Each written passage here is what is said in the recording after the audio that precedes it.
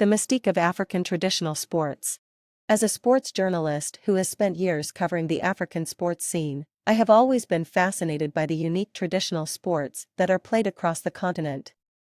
While football, soccer, may be the most popular sport in Africa, there are many other traditional sports that have a rich history and continue to be played to this day. The origins of African traditional sports. Many African traditional sports have their roots in ancient tribal practices and rituals. These sports were often played to celebrate important events or to prepare warriors for battle.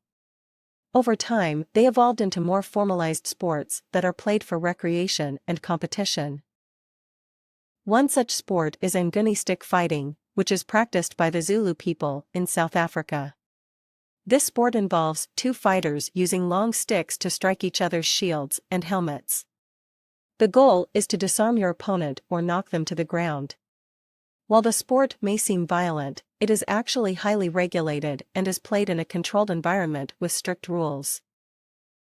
Zulu people have a deep connection to this sport, and it is often used to teach young people about discipline, respect, and teamwork. Zulu people. The role of coaches and players in African traditional sports.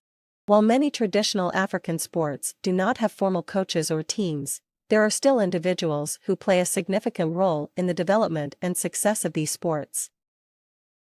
Take the example of Mancala, a board game that is played across Africa. While the game may seem simple at first glance, there are many strategies and techniques that players use to outwit their opponents. Mancala. Players often spend years honing their skills and learning from more experienced players. These experienced players act as coaches, passing down their knowledge and skills to the next generation. Mancala. The future of African traditional sports. Despite the popularity of modern sports like football and basketball, traditional African sports continue to thrive. Many of these sports have even gained international recognition and are now played in countries around the world.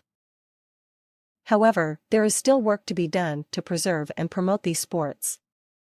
Many traditional sports are at risk of being lost as younger generations turn their attention to more modern sports.